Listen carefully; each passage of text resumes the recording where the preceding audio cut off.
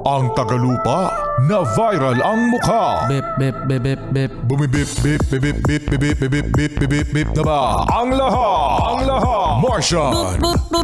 Enrico Pañero. Bip, bip, bip, bip, bip. Bip, bip, bip, bip, bip, bip. Bip, bip, bip, bip, bip. Bip, bip, bip, bip, bip, umaga! Mga yes, friend!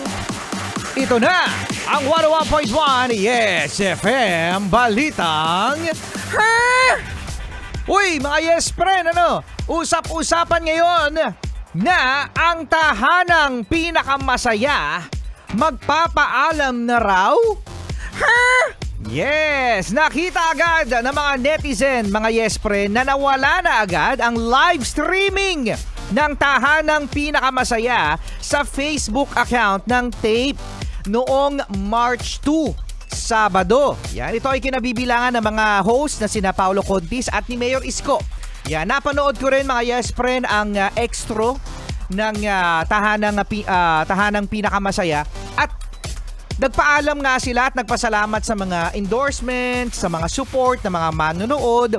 At bukod dito, nakalagay din sa YouTube mga yes friend yung title ng huling parte ng programa na tahanang pinakamasaya. Paalam mga kapuso hanggang sa muli. Yan. At sa Facebook, humingi raw ng mensahe ang tahanang pinakamasaya sa publiko kung ano ang kanilang thank you message sa kanila.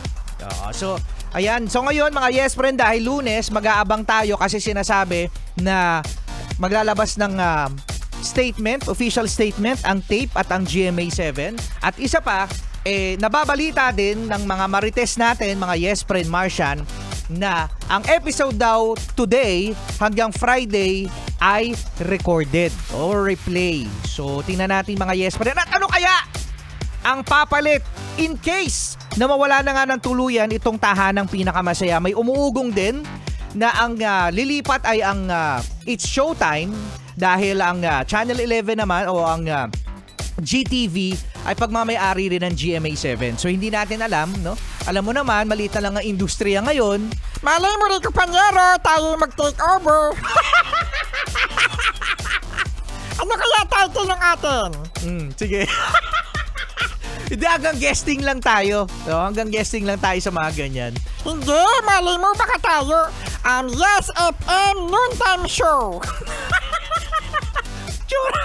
It's Martian Show. Sige, kung ayaw mo, ako na lang. Siya na lang daw. So, abangan natin mga yes friend sa mga development nitong balitang ito kasi nag-uumpisa pa lang at ngayon, Lunes, titingnan natin mamayang tanghali. Kung magla-live pa rin o replay, recorded, ang tahanang pinakamasaya na dati ay Eat Bulaga na ngayon ay nasa TVJ na.